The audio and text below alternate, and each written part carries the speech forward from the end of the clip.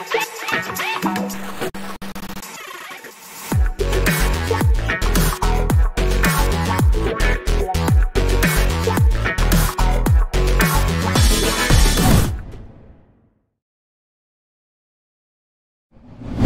ini kita juga akan mencoba membahas satu topik yang sangat menarik ya. Ini ada isu pengembangan perilaku prososial ya di sekolah dasar. Tetapi memang perlu semacam strategi yang dipilih oleh pembicara kali ini adalah bagaimana sebetulnya membudayakan karakter prososial itu dengan mengembangkan sekolah ramah anak. Siapa dia? Nah, inilah gentleman kita adalah Pak Maman Johari. Kita boleh applause ya.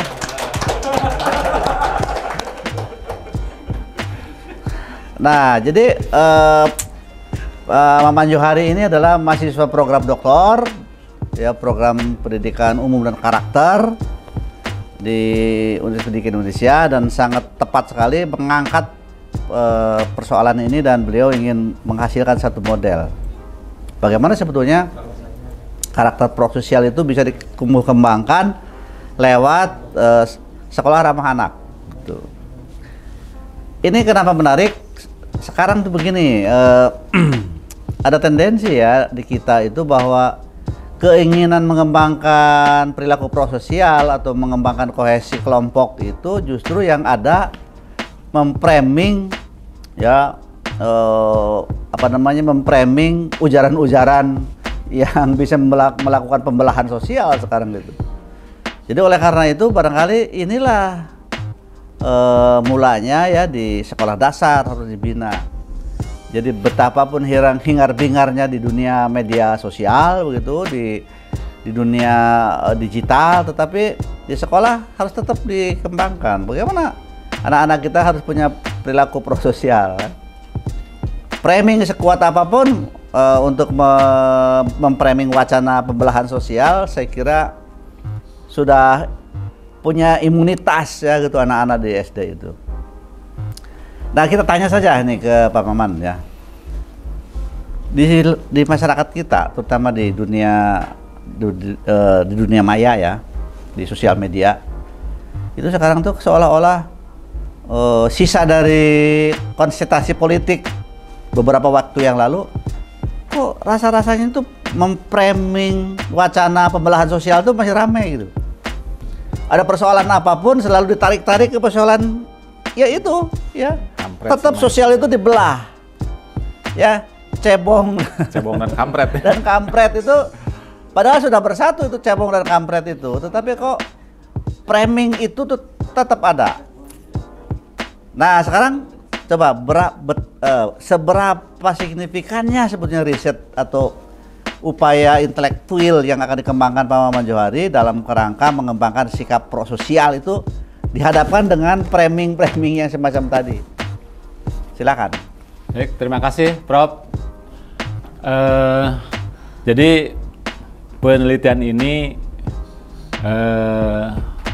idealnya begitu dapat menghasilkan sebuah model dalam penginternalisasikan atau penanaman nilai-nilai prososial ya melalui budaya sekolah ramah anak ya, mengingat ini adalah keresahan-keresahan dan fenomena yang terjadi bukan saja pada peserta didik ya, tetapi juga fenomena yang terjadi di masyarakat dalam kehidupan masyarakat ya, bahkan bernegara gitu kan, berpolitik ya. Betul. Dan sampai saat ini para orang tua itu bukannya memberikan contoh yang baik sebetulnya bagi generasi muda dan anak-anak sebagai peserta didik. Tetapi mereka malah mempertontonkan satu budaya atau satu sikap yang tidak disadari ya. Tetapi saya meyakini anak-anak atau peserta didik itu apa yang mereka lakukan saat ini ya, itu sebagian besar juga adalah buah dari hasil kita para orang tua ya. Jadi kebiasaan-kebiasaan atau perilaku-perilaku masyarakat dalam bermasyarakat dan juga bernegara itu kan menjadi presiden buruk begitu kan bagi pencontohan moral ya, khususnya perilaku pro-sosial para peserta didik. Nah, pada internalisasi perilaku pro-sosial ini ya, aspek-aspek perilaku pro-sosial itu sendiri ya yang mau digali dan ditanamkan pada peserta didik itu adalah ya perilaku berbagi, memberi, menolong, gitu ya. Kemudian juga kejujuran, ya, kejujuran dan kebersamaan, ya.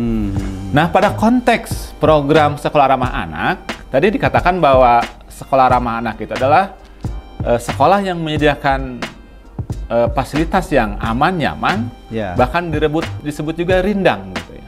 Rindang semata-mata ini adalah untuk perkembangan, ya, perkembangan kognisi peserta didik, kemudian juga psikososial, ya.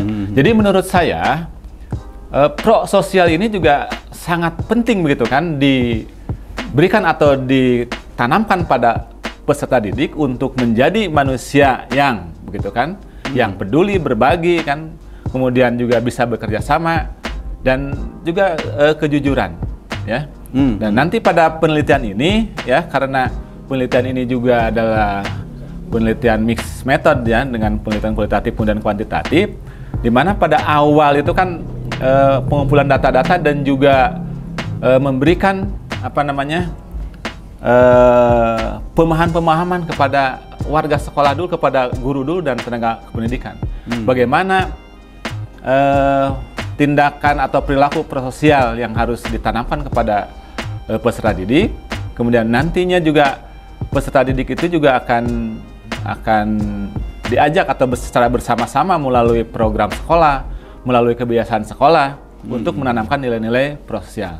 Nah, kebetulan juga di kuliah-kuliah sering dibahas bahwa di Kabupaten Purwakarta itu kebijakan pendidikan itu ada dibungkus oleh bunga rampai, 5 bunga rampai ya. Dari 7 atikan pendidikan sekolah ya, kemudian sekolah ekologi. Nah, di antaranya sekolah ramah anak ya. Dan Dinas Pendidikan ini sudah membentuk atau sudah menunjuk ya. Ini tiap-tiap kecamatan satu sekolah itu sebagai model sekolah ramah anak. Dan sebetulnya sekolah ramah anak juga dilakukan oleh semua sekolah, tapi khusus yang ditunjuk itu adalah sebagai volunteer atau pionir ya, dalam sekolah ramah anak. Ya. Dan nanti data-data ini atau penelitian ini akan dilakukan di sekolah-sekolah yang menjadi sekolah model. Percontohan gitu ya. Nah, jadi singkat kata ya bahwa upaya menginternalisasikan sikap prososial itu nanti akan dilakukan di sekolah-sekolah percontohan yang mengembangkan budaya sekolah ramah anak. Betul. Gitu ya. Nah, menurut Pak Maman sendiri ya, yang menggeluti bidang ini, itu kalau kita katakan ya misalnya budaya sekolah ramah anak itu sebagai vaksin gitu ya, anak-anak itu diberi vaksin gitu. Kalau dikasih vaksin itu supaya imun terhadap pengaruh virus macam-macam. Nah, seberapa optimis sebetulnya bahwa pada saat sekolah diciptakan sebagai sekolah yang budaya ramah anak ya, seperti itu ya, saling membantu, kemudian anak-anak bergotong royong, kemudian sekolahnya juga memang rindang, sehat, bersih, ya, ada pengembangan persaudaraan macam-macam, dibudayakan gitu setiap hari di sekolah gitu. Nah, seberapa imun tuh anak itu nanti kalau berhadapan dengan media sosial, media massa, dunia maya yang masih syarat dengan framing untuk wacana pembelahan sosial, itu seberapa imun tuh anak-anak itu menurut Pak Maman Johari yang memang sekarang itu ingin menghadirkan model itu dan sudah menggeluti lama. Baik, Prof. Saya mohon izin untuk menganalogikan ya. Karena ini juga berpijak pada habitat atau kebiasaan. Ya. Ini saya analogikan misalnya seorang petani dan seorang pekerja kantoran, begitu ya. Seorang petani itu setiap hari dia bekerja di ladang yang langsung kena sinar matahari, kena angin, kalau hujan kehujanan begitu. Dan pekerja kantoran berangkat dari rumah, apalagi yang pagi, masuk kantor ruangan ber-AC begitu ya. Dan bahkan juga banyak yang nyaris tidak kena sinar matahari. Ya. Maka kalau dibandingkan kekuatan fisik antara petani dan orang kantoran itu, ya, ketika misalnya dia sama-sama ya berada pada suatu kondisi cuaca, ya cuaca yang apa namanya tuh? Ekstrim gitu yang lah. Ekstrim. Nah, saya yakin teman-teman, Mbak Profesor juga akan menduga dan bisa menilai mana yang teruji dan bertahan pada cuaca seperti itu. Nah, ini penanaman nilai-nilai prososial yang terus-menerus dilakukan di sekolah dan sehingga menjadi satu kebiasaan bagi peserta didik untuk selalu berbagi, menolong, memberi, bekerja sama, dan juga kejujuran. Dan juga di situ adalah terjalinnya satu komunitas atau kehidupan sekolah yang nyaman bagi mereka, aman. Kemudian juga jarang sekali terdengar misalnya suara-suara kasar, bentakan, atau misalnya ujaran-ujaran kebencian gitu kan. Karena memang di treatment ya, di treatment dan dilakukan pembiasaan hal-hal yang kegiatan atau tindakan-tindakan yang prososial. Saya yakin dengan penelitian ini ya, ketika dunia luar ya, ketika dunia luar hingar bingar ya, terjadi hiruk pikuk, terjadi apa istilahnya ya kebisingan publik, kebisingan politik begitu kan. Nah, paling tidak kalau kita analogikan tadi seorang petani dan seorang pegawai kantoran, kita terapkan pada peserta didik yang diberikan internalisasi nilai-nilai prososial dengan yang tidak begitu kan. Saya yakin kalau dibandingkan saja itu sudah lebih unggul. Nah ya, saya kira itu. Dan keberhasilan itu juga tergantung nanti dari keajegan penelitian ini, begitu kan, juga pelaksanaannya. Demikian, Prof. Teman-teman, memang kuncinya adalah habituasi ya, pembudayaan. Jadi proses yang akan dilakoni dalam pengembangan sekolah ramah anak itu nanti ya akan selalu dihabituasi, dibiasakan anak-anak itu mencoba melakoni sikap prososial gitu ya. Dibiasakan setiap hari, kemudian manakala berhadapan dengan dunia luar sudah imun lah gitu ya, sudah bisa memilih-memilah, berpikir objektif ya, segala macam gitu. Nah, Prof. Samad, apakah dalam perspektif lain, misalnya perspektif agama atau apa, bagaimana ini persoalan ini? Terima kasih Prof. Budimansyah dan Pak Maman sebagai calon dokter, dan saya optimis ini bisa cepat jadi dokter. Amin. Ya, semuanya melihat apa yang telah disampaikan oleh teman-teman semuanya. Nah, yang pertama tentang lingkungan ini ya, memang kalau di perspektif agama bahwa di situ kan ada guru, di situ ada orang tua, ada teman kan gitu ya, sebagai jadi kullu mauludin yuladu alal fitrah kan itu ya, fa abawahu yuhawidani dan selanjutnya. Artinya membentuk anak itu bagaimana lingkungannya, dan sekolah itu bagaikan lingkungan yang akan membentuk pribadi atau sikap prososial itu. Dan ini saya sangat apresiatif terhadap materi ini, karena ini benar-benar ini adalah misi dari pendidikan umum dan karakter.